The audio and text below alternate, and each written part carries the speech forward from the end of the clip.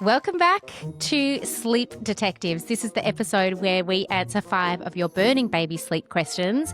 Because if you are wondering it, somebody out there is also thinking exactly the same thing. So we're going to answer these with a whole lot of solidarity. Beck, I know that you got some great questions in your question box this week. So we're going to combine forces and let's tackle them. Do you want to go first? Yes, and like always, favourite time of the week, so I love getting stuck into these questions. The first question is, just 12 months old, 2 naps, short, long. How do you best wean the middle of the day breastfeed, and how do you structure solids? Love that they're on a short long. That's our go-to as a transitional schedule at around 12 months. And it's also when I would be looking to get rid of or wean out that middle of the day feed. So usually I often work with families that still have maybe the first, after breakfast, they've got a breast or bottle feed, then they've got one before big nap 2, and then the one before bed. And I personally usually look to drop the middle of the day, just as this question is asking. So that's already on track for the way that I work. And I'm pretty sure you're quite similar, Beck. Yeah, very similar. In terms of like weaning that middle of the day breastfeed or milk feed, it's really just a case of personal preference. So you start running out of time in terms of being able to fit everything in. So a short, long transitional routine is anywhere from 6 to 7 waking, starting the day, and having breakfast and an optional milk feed at that point, because 12 months on, we're sort of moving away from needing so much milk or using milk as a tool to fuel our little ones up in terms of, it's optimizing their ability to sleep well. Like it actually moves from that to making sure that we've got solids on point. So that's where that feed becomes optional. And then the middle of the day, we are 10 to 10:30 for nap 1, and then 12 o'clock for lunch. And then that's why it gets a little trickier, because you're trying to fit a bottle or milk feed in half an hour before nap 2. So you either wean it by gradually reducing how much you offer, or you just go cold turkey. My actual preference is just go cold turkey, because I find it just is done and dusted pretty quickly. Whereas weaning it tends to sort of, it plays on your mind in terms of what will it feel like when I get down to 50 mils or something really negligible? Or just how do I unlatch a baby that's like, how do I know how much they've taken? It's just, we're just latched and suckling for a little bit. It can feel like you're doing it. Or you're cutting them off or something. Yes. And I usually find at that age, with some distraction, and particularly after a big lunch, it's often more for ritual anyway. 100%. Yeah. So often when we go cold turkey, they're actually far more okay with it than maybe we anticipate, because they're like, oh, well, I've got a full tummy from lunch. I just smashed nachos. And, oh, look, now we're doing an activity. And you might want to help take the edge off on the first couple of days and, commit to a nice wind down routine in the room in the dark, just in case they'd relied on that milk at all to get them not drowsy, but take the edge off. But it's usually a very short-lived thing. And if your schedule's already in place, their little body clock's primed to know it's sleep time, regardless of whether the bottle's happening or not. Well, like you said, it is ritualistic, so it will be a step missing. So they will feel like something is out of... Different, yeah. Yeah, like it is different to how we usually go down. I know there's an element missing. Sometimes they just can't quite pinpoint it, so it will feel a little bit off when they're going down. But if you follow the way that we sort of structure everything, you're not using the milk as a way to help baby feel drowsy and sleepy and all those types of amazing things. Like it is really just we're topping you up just to make sure. But this is something we do at this time. Yeah, but for 12 months on, you just know that it's not the milk is not the catalyst for them going down and having a really good afternoon stretch for their sleep. So it's just about sort of being really confident and calm about removing that element from their rituals, and then going in really just everything's cool, everything's calm. Let's do the rest of the rituals in the same sequence, into bed and back them. Because the thing is that they might feel a little bit off, but if you're sending the same signals of everything's fine, nothing to see here, then after a couple of days, if there is a little bit of like tone to them going down, it should sort of disappear. I like that tone. It's got a nice way of saying attitude, sass. All of the above. All of the above. But yeah, it's fine to do away with it, and preferable, because you want there to be an appetite for the snack once they wake up from their sleep, and you want there to be an appetite for their dinner. And sometimes milk will become problematic the more we keep it in the mix as they get older. Yeah, absolutely. Okay, I've got one. 11-month-old baby. Best way to wean night feeds if co-sleeping, preparing to move to cot at night. I don't know how many feeds are happening overnight, so I'll just take this, as always, we'll just take it at face value. I work with a lot of co-sleeping families that are moving into the cot. So I personally, as a sleep consultant, don't work with co-sleeping families to continue to co-sleep, and it's just not really in my scope of practice. But I do work with families that are looking to move into the cot from that.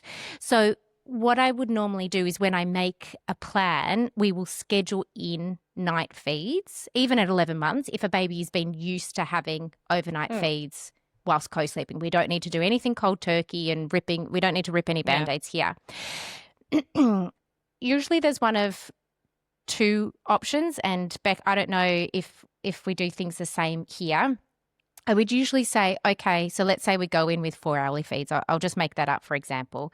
If baby's used to feeding hourly or just latched continuously all night, we'll just say, okay, these are our 2 anchored feed times. Everything else is a resettle. And the resettle can look like bouncing on the football, cuddling in bed. Sometimes I might outsource to the non-feeding parent and say, okay, they're going to do it. We're just shifting the association and redistributing these calories. The thing I'll say is it can be really tricky. It sounds like, okay, well, we'll just rock them every time in between these 4 hourly feeds. When you have been co-sleeping and feeding to sleep are 2 of the strongest sleep associations to try and move away from. And at 11 months old, there's chances that this baby's, that's all they've known for 11 months. And so it's very ritualized, and they can be quite vocal about it. There could be tone, as you just mentioned. Oh, yes. And plenty of tone. When you're trying to plenty of tone at 11 months, who's not allowed to feed be latched from 4 till 7 a.m. Yeah. Is it sometimes I feel like if we're going to make change, we just make change. So what I would do is reshape your day. So get the feeds in so that I know you can go confidently into the night knowing what is a feed and versus what is a resettle. And then we would move away. We would wean the night feeds on the night they move into the cot, so that it's easier to do that. Easy, I say that like making change is hard.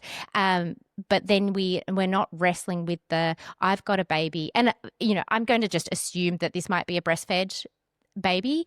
If it's feeding a lot whilst co-sleeping, then you haven't got a baby that's lying next to your breast all night long, but you're not allowed to feed. If that makes sense, like you're trying everything else but feeding, and it can feel really tricky when they're right there. So by having them in the cot, we've got a bit more of a physical buffer. We go in with the plan of resettling, even if it's incredibly hands-on, but they're not just lying right next to the source. And it's about creating opportunities for baby to learn different ways of settling back off to sleep. So like I am exactly like you, Sally. I think it's just about committing on, when you want to make that change from co-sleeping and feeding all night to being in the cot, you do have to commit to not bringing them back into the bed. Yes. Like night 1 is night 1 of a new start. And the commitment is probably having those 2 feeds in place so that you can really fuel them up, be tanked up, so that you can really feel committed and confident to resettle any wakings in between with some other way of getting them back to sleep. Rock, hold, pat, cuddle, bounce, whatever you do, pram, whatever. But the key is that the homework for those first couple of nights is that they return back to the cot once they're asleep. And so it will take some time. And because we work holistically, a lot of the day work will impact positively the night. So I know that this may feel a little bit higgledy-piggledy for listeners out there, but if you commit to returning your little one back to their cot for a couple of nights and you have your 2 feeds, that if they've been feeding all night, their calories are going to increase through the day because you are starting to redistribute your calories into the day, and they're going to be more fueled up, which in turn is going to assist with organically better sleep overnight, even though you haven't technically done sleep training or you implemented a technique at this point. So it's going to, all things factor into having these moments where it gets better overnight. And then once you have created a bit of a awareness around the cot and being returned to the cot and so forth for your little one, then you can go in with a sleep training technique if you wanted to. Yeah, if you really want to do the self-settling, the sleep cycles. Yeah, absolutely. Yeah, I just think also age is a factor here. At 11 months, I think it's usually, I just feel like we'll just do it all. Do the day work, absolutely, as you said. I mean, we talk about that all the time. The change you want for any family is not going to happen, or not happen as easily and productively as you want it to if the day work has not been done. And that includes nap timings, environment, volume of feeds, timing of feeds, the whole thing. And then at 11 months, I'd say, okay, we're just going to do it all at once. We're in the cot and we're going to move away from this. That would probably be my personal preference. Yeah. And look, for anyone out there, or for this particular listener who sent in the question, if you are a little hesitant in doing all the work, this is like, all questions are fantastic opportunity to get a sleep consultant on board. But for this particular mum, you might just need a little bit of extra hand holding, in terms of and so this is what a sleep consultant is to boost your confidence, to create a really clear plan that your comfort levels are going to match. It's totally fine to give us parameters, but we will absolutely make sure that a challenge like this is more seamless and streamlined for you, so it takes a lot of the thought process out of it. We can help you with things like that. And I think it's also the cheerleader aspect, because I can guarantee that you and I work with a lot of babies that have at some point co-slept and then are making the transition. Your baby, nothing will happen that we haven't seen before. In fact, you and I preempt. So we will walk you through, okay, well, 4 to 6 a.m. is going to feel tricky, because that's usually the time that mums are often topless. Like, let's just get through to 7 a.m. and explain why we want to protect the 7 a.m. feed. And so we have to look at the night before we even get to that. So it is coaching as well as cheerleading. Yep. Absolutely. Because, as I said, these are 2 very strong sleep associations, as much for baby as it is for mum. A lot of families too also find themselves in these predicaments because it's reactive rather than something they went into wanting to do. Parenting, wanting to do. So it's they've been co-sleeping and feeding all night as a way to maximize their sleep and get through the nights, rather than something that they thought they would initially set off with. So that a lot of that is because they feel like there's no way out, or so we'll help you find the way out. Yeah, there's a way out. Absolutely. Okay, I've got another good one, and then I'll hand back over to you, Bec. What should a 2-nap schedule look like for an 8-month-old? I followed your 3-nap schedule and it was pure heaven. I love hearing that. Thank you. That is so Thank you nice. for listening and piecing it all together. So for listeners, you'll probably know that we like to hold onto the 3rd nap for as long as possible, which is usually 8 to 9 months old. The sign we are most of the time looking for is that nap 3, in order to know when to make the drop, is that nap 3 is being refused. So nap 2 finishes at, let's say, 2 p.m. and even come 5:30 and you're throwing everything at this nap to try and get it in, this nap is not happening. And that is a sign that your baby has naturally increased their own wake window rather than us stretching it because of a schedule.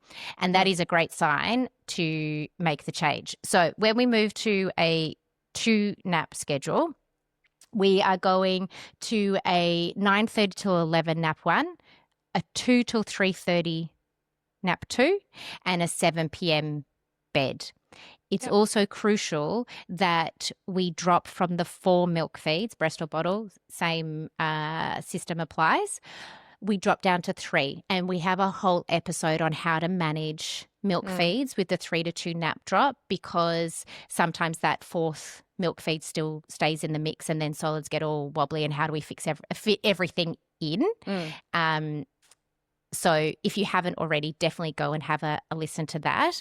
But I would be doing a 7 a.m. up, a 9:30 till 11, 2 till 3:30, and a 7 p.m. bed. That schedule that you just sort of mentioned, Sally, is a really great one to start off with. So we always want our families to try and move to that scheduling first, because with this drop from 4 to 3 feeds, this particular nap schedule helps to support the milk and how we get it in beautifully and so forth, and and having really great spacing between solids and milk and naps and all the things. So it really lends itself to everything working in harmony. There are another couple of schedules that we could potentially move to if, for example, you're finding that your little one is really struggling to get to a 1.5 hour nap in the morning and just it's a real struggle. So there are additional schedules that we can also use, but this is the traditional one we would always move to first, and then from there we can sort of nut it out in terms of making it work in a different way. Yeah, especially if your baby has done well on our previous schedule, this could be a really great natural progression, because we know that on our other schedule there is a long middle of the day nap. So we know that your baby has got the skill to take a longer nap. So it would be a really great natural progression from our previous sort of average go-to 3 nap schedule before the 3 to 2 nap drop. Yeah. Okay. I think you've got another one over there. I do. Actually quite similar vein. 9-month-old naps 9:30 till 10 a.m., then put down at 12:50, waking after one sleep cycle, used to sleep for 2 hours. This has a couple of answers to it. So at 9 months, using a nap that's quite short, 9:30 to 10, it's not uncommon, but it's not my first choice for a little one of this age, because we're looking for around 3 hours worth of sleep over 2 naps at 9 months. And you have to really carefully curate your day in order to make sure that we are getting a good sleep in the second half of the day and no one's overtired and all the naps and all that are sort of slotting in nicely. The real trick to having a 9:30 till 10 a.m. nap is ensuring that your little one is then able to do a 2 to 2.5 hour nap in the second half of the day. So what that actually looks like is 9:30 till 10 a.m., 12:30 till 2:30, 3 p.m. in the afternoon, which actually sounds like a really long nap, but it can work for a lot of families. There does need to be a little bit of effort put into lengthening that second nap out, but it absolutely can be done. So actually what I'm seeing with this particular question is 9:30 till 10 a.m. is a 30-minute nap, and it's not a complete sleep cycle. If we had a complete sleep cycle of, say, 40 to 45 minutes or more, we would use a 3-hour gap to nap 2. But because this nap is only short, it's only 30 minutes, we don't have the luxury of being able to use a full wake window, because it was only a short nap. It wasn't a full complete sleep cycle. So we actually only use 2.5 hours between the end of nap 1 and nap 2 when that nap is so short. So mum's putting baby down at 12:50 when really that nap should be starting at 12:30. So I think that the crucial component for this particular challenge is being put down to bed a little bit too late, and they're slightly overtired, and that's why they're only getting a 1-hour nap for nap 2. So additional cortisol will mean a slightly earlier wake. Yeah, and I really understand why, because if you've had a short second nap, you'd be naturally inclined to think, I need to stretch the wake window, build more Mm, sleep pressure. But in fact, as you said, the overtiredness off the back of the short nap, that's the yeah. critical piece here. But also, if you're wanting to get to push the whole day later and get that Mm, nap. So with a 9:30 till 10, your whole day could feel like it sits very early if you've yeah. then got a short nap. So there could be an element of, oh, if I start it later, then the nap will finish later and then I'll get to a more reasonable bedtime. And it just sort of, sometimes it just doesn't work like that, even though the logic Yeah. is there. The sort of the sleep science aspect doesn't quite match. So the other thing that can happen is when you have a short nap like that at 9 months. I'm not saying that it can't be done because my all three of my children were on this particular schedule, like 9:30 to 10, 12:30 to 3. That's how they rolled. Also, how nice is that afternoon nap? Huge. I Like know. that'd be a I know. It was lifesaver for so so many good. families. It was really great. But we had sleep evolved for a really, really long time to Mm. be able to get into a pattern like that where it really worked. In this particular scenario as well, we touched on this just briefly before.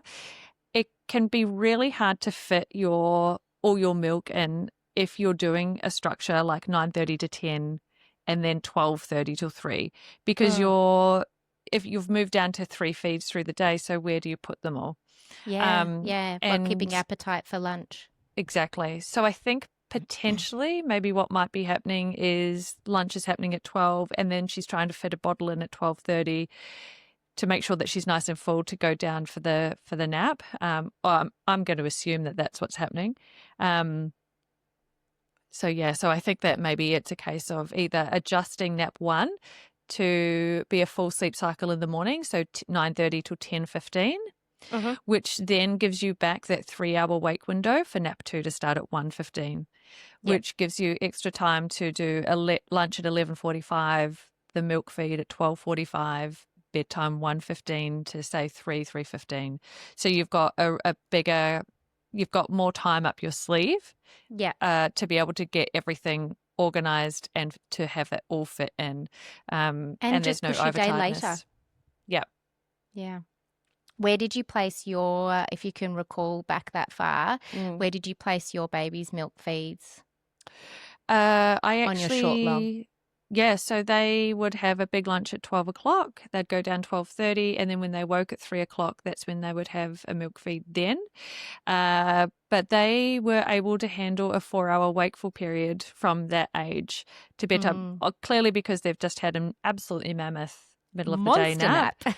So they could do a 4-hour stretch. But what we find now is trying to attempt something like that when most little ones are only able to do a 3.5-hour wake window on a 2-nap schedule at this age, is that Mm. you cannot fit in a milk feed once they wake from their second nap, then dinner, like an hour and a half later. Yeah. And And then then another. another hour later, you're trying to fit another milk feed in. So something gives. And what Mm. always gives is that final milk feed before bed. And then you'll have these wakings that start happening. And all you can think about is little Johnny only had half a Mm. boob before bed. I'm going to have to offer the feed, So And then what we do calories is, keep back in and yeah. yeah. So that's why we put the milk feed in before nap 2. So we really tank baby up for nap 2, create an appetite still for solids, and still have room in the tank for a nice big milk feed before bed. Yeah. I always did the too long in my house. They did Oh, yeah? the two 90-minute naps. Yeah. Yeah, great. I think, we've talked a lot just answering these last couple of questions about scheduling. Yeah. And when I think it's just worth saying that whenever we make a schedule, even for really rock solid sleepers, Mm, your nights can still take a bit of a hit when we make a nap drop, yeah. when we play around with sleep pressure and a baby's internal body Mm, clock. Nights can take a hit, or perhaps some families hope that if I get this schedule right, it will fix all of the overnight sleep mm, issues. You still have to be so consistent with your technique and resettling and stay solid with your feed timing that doesn't creep forward. You help them see it through rather than chopping and changing overnight because, oh, I've dropped the nap or I've rejigged the timings. Now I've got wakings.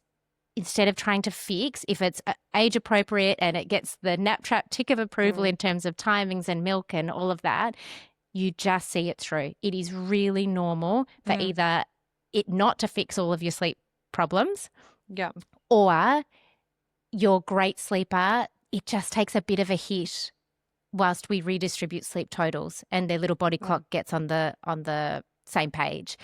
You just remain consistent with your technique. Nothing new. Yeah. 100%. Our scheduling is designed to tick the boxes. So, for example, let's say we've got a 9-month-old that's waking at 11 p.m. They had a dicky schedule to start with. And so at first, that 10 p.m. waking, we could not be sure whether or not it was an overtired waking, a genuine hunger-related waking, a cold factor. There's all these things that it could potentially be. When we put a really solid schedule into place and we've got the 2 beautiful naps in through the day, the 3 big milk feeds, we've got a really great bedtime, and that 10 o'clock waking is still there, we know with absolute confidence that it's not a hunger-related waking. It's not from overtiredness. It's not from undertiredness. This is strictly an inability to self-settle, and no schedule change is going to fix that. You have to be committed to following through and finding a way to encourage your little one to learn how to self-settle and return themselves back off to sleep. And you can do that with confidence because you know it's not anything other than, I just need practice. Yep. And I just need to be shown one consistent approach when I wake up. So I know what to do. Absolutely. All right, let's jump down the other end of the age spectrum here. And this is actually a friend of my sister who asked this question. So congratulations on your newborn baby. Yay. Thoughts on using red lights continuously throughout the night for a newborn? Is this helpful or not? You don't need that. You don't need that at any age. The only time where I think we could bring in night light is for an older toddler that might have communicated that they're getting scared of the dark. But even then, the red light on so many of the sound machines, if that's what it is, like for example, I use a Glow Dreaming in our house and I love it. I am pro Glow Dreaming. It is so bright. It is the whole room is lit up from the red light. Exactly. In the club, we're all awake. Because the red light is strong. Your baby's not afraid of the dark. The only time when I'd say you could pop it on and I would continue to diffuse it, I'd pop a muslin cloth over it or a little, burp cloth or something to tone it down is if you are stumbling around in the night trying to find the bassinet and the baby and I don't want to sit in the wrong place and you're feeling a bit unsafe moving around. Sure, you can pop it on but keep it very dim. But your baby's not afraid of the dark. We want to keep this really low stimulation and they've got a really developing circadian rhythm. We want to assist it by promoting melatonin production, which needs dark. So I would say turn it off. One less thing. Keep the white noise going if it doesn't drive you crazy if you're room sharing, but no need for the red light. Yeah, that would be my personal thought though. Oh, 100%. I'm actually always intrigued when I hear the recommendations for keeping light on in the room and for red light to be a positive influence in optimizing sleep, because for me, when I'm looking at like the scale of we want a super dark room. We want a really, really dark room because when we're exposed to dim and dark environments, that's where melatonin is produced and released and so forth. The lights, the colors that we want to stay away from entirely are white and blue light. Like they are top of the charts. Turn it off. Get rid of it. Stay away. Oh my God, do not enter the room. And then there's there's other colors and so forth underneath there. Red is probably like the color that's going to impact melatonin the least. but it will still impact melatonin. So because when your little one is moving through their sleep cycles, if there's like a little chink of light sort of filtering through the door, like, or, through the cracks and whatnot, it'll send a message through the optic nerve to say, hey, it's daytime, like blah, blah, blah, blah, blah. Melatonin will red light will still do the same thing, but just on a lower scale. So to me, it still impacts sleep. And so for that factor, I would just not have any light in the room whatsoever. You want your little one, because we're biologically more inclined to sleep better overnight as well. So you don't want to have anything in the mix. Yeah. I agree.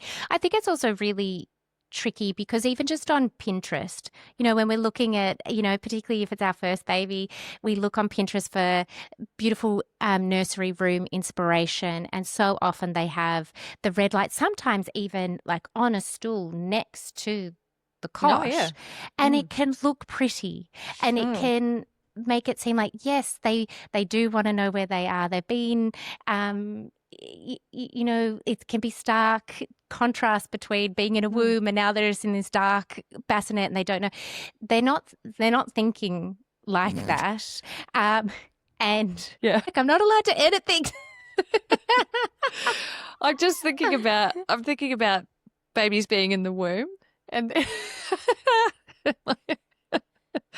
and how loud it is and how dark it is and so forth. And then they can't change that. And I don't know. All that to say, your beautiful newborn and you do not need that red light. The other thing is that as a baby gets closer to 6 to 8 weeks, when I really find they start to wake up to the world.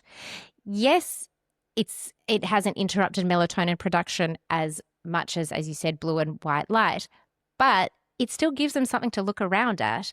And as they get older, they're savvy. They want to see what's happening, and they're like, oh, I could see this. This is worth looking at, worth being awake for. And we want to just help calm the farm, give them a very boring, sleep conducive. We want to induce sleep and make it conducive to great sleep.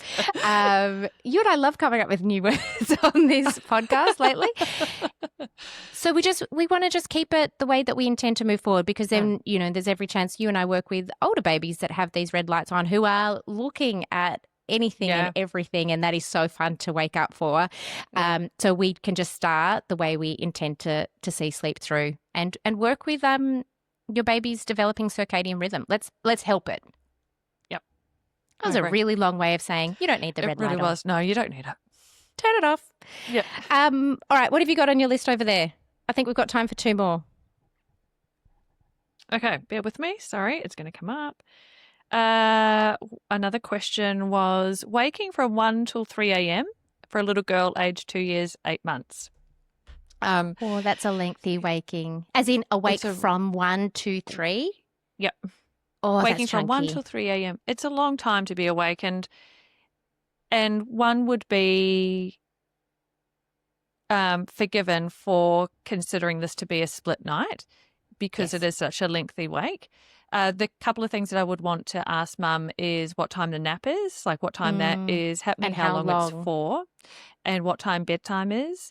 A lot of the issues will stem from just a dicky schedule, and the way to work it out is to have the best nap timing known to mankind, and then looking at what's being offered overnight in terms of response to, for a lot of families, they're wanting to speed the process up. They're doing X, Y, Z to try and, If it's been 2-hour wakings for even a couple of nights, that's too long for me, let alone if it was going on for 100%. weeks.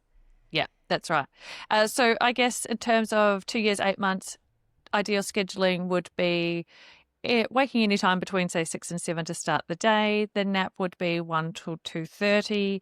Bedtime would be sitting somewhere between 7 and 7:30 for me. And then that would be the ideal schedule. If that was happening, I wouldn't be thinking that there is a sleep pressure issue. However, it wouldn't be uncommon either to drop the nap to an hour at this age as well. So you could potentially, if you're already at an hour and a half and you're having a waking like that, you could definitely play around with a nap from 1 till 2 p.m. with a 7 p.m. bedtime. So do that, and then just looking at your response and just streamlining it and not feeding into the issue. So really clear, set, you're okay time for no-nos. Because I am going to imagine that this little one has been seamless in her sleep for quite some time to just have this issue just pop up. So there is a history of being able to settle beautifully all through the night. It's just this one waking that's starting to sort of crop up. So I don't think self-settling is an issue. So it would just be a case of... No, because I would interpret that they've, from bedtime until 1 a.m., they have self-settled and linking a sleep cycle would be my interpretation of that question, which means they've absolutely got the skill if that's the case. Yes. Yeah. To be so fair, a 2-year, 8-month-old toddler at 1 a.m., that can be hard work. So once you get on the schedule that Beck's just suggested, it is going into the night and knowing I am going to absolutely see this through. And sometimes it is a matter of outlasting them. Oh, yes. Because you've already got a 2-hour waking and we're not sure exactly what's happening. And look, to be honest, I know when I have had the on night of this, I have tried everything. I've sat in the room. I've sat out of the room. I've even offered a squeezy yogurt once. And then I was like, what are you doing, Sally?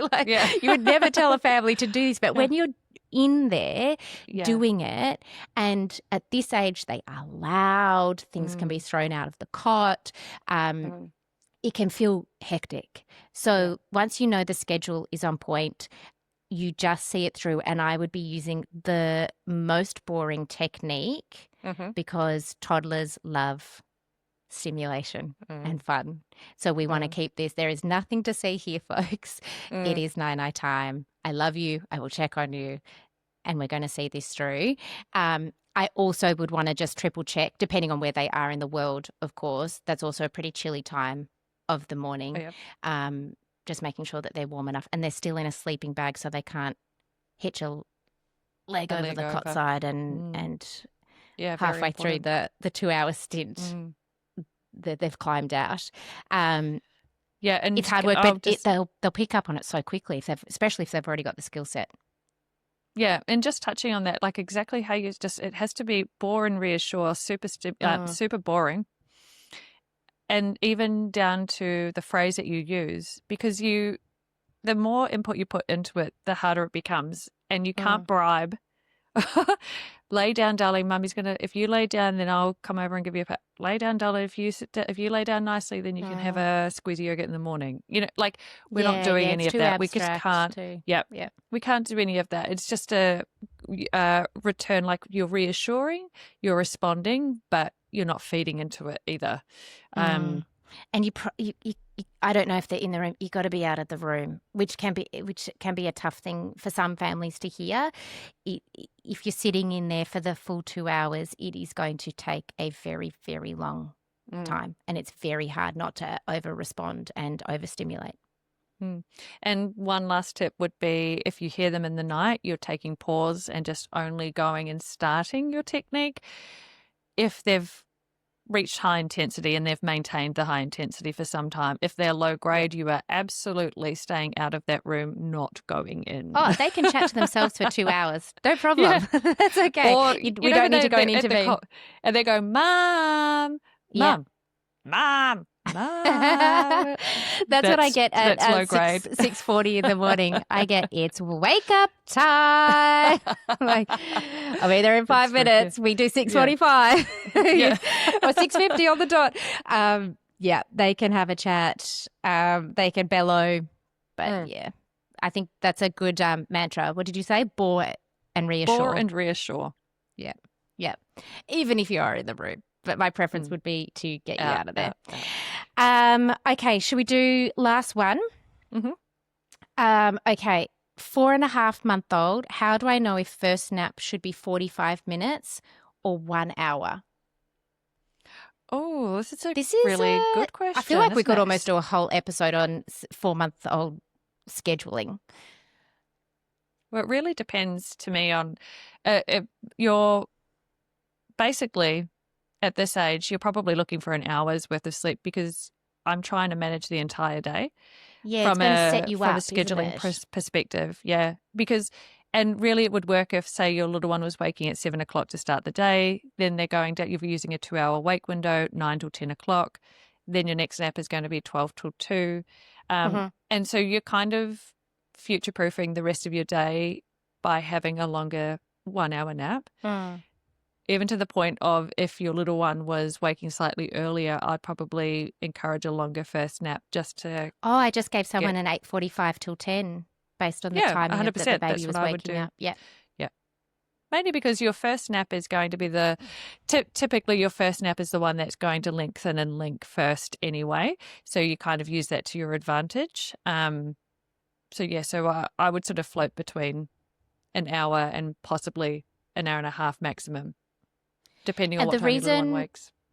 Yeah, and I think the reason why we're saying that is also I'm reading between the lines here that if a 1-hour nap is an option, it tells me that this baby has the ability to take a longer nap rather than them capping it.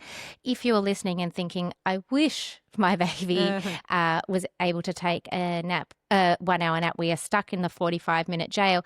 That's also okay. I'd be doing a 9 till 9:45. I think I've said it before. I will happily take 4 45-minute naps at 4 months of age. Absolutely age appropriate. You don't need to listen to this and think, gosh, I really need to be nap training or stretching or doing working. Take the pressure off. If it's available to you and your baby, and it's so common that the first nap of the day is the easier one, and then maybe things get dicier as the day goes on. But if you're in the only got 45-minute naps as an option to work with, great. We do a 9 till 9:45. Yep. Yeah. And that's right. And then the next nap would be 11:45. So totally fine. And then you still get all your feeds in. There is, you can have your cake and eat it too, regardless of whether your baby's a cat napper or they have an ability to take a longer nap. But if they can, then let's err on the longer side in the morning to set your day up for success. Okay. I think that's us for today. As always, we've had a good our favourite. When we've had some really great different questions that came in today. Lots of scheduling things. And this is the nitty-gritty. And it's also where I think having a sleep consultant is help. And look, there are many different ways to distribute sleep totals. I have been seeing a lot of, and I think it's a fine idea to use ChatGPT to say create a schedule for my 8-month-old. But when I have read those schedules, they haven't made sense to me, and I think that's where the nuance of a sleep consultant can be really helpful with scheduling, is because we can actually explain why 12:30 versus 12:50 is different. Why 30-minute nap versus 40 to 45-minute nap is different, and what the wake window. So hopefully that comes across in in these episodes, because it's not just arbitrary numbers. 100%. There's a method to the madness, like we always say. And we want you to understand the madness so that you can then go ahead and create your own madness. And that you can troubleshoot too. Like, oh, my baby usually takes the 2 1.5-hour naps that Sally mentioned in the 2-nap schedule. But, oh gosh, this day, for whatever reason, we only got 30 minutes. Great. Beck suggested a different one. This is what I'm going to do now. So that you've got the tools up your sleeve. All right. Well, we will see you on the next week. If you have a question that you would like to have answered on this little second episode that we release every Thursday, each week, Beck and I on our social medias, you can find them in the show notes. We pop up a question box at some point leading up. We're not exactly scheduled, despite loving schedules. And you can answer your question there, and then we will go through it. And a lot of the ones, if we've missed, we will do in another episode, or they are worth a whole episode in and of themselves. So that will be coming up too. All right, we will see you then. Happy sleeping. See you on the flip side. See ya. Bye.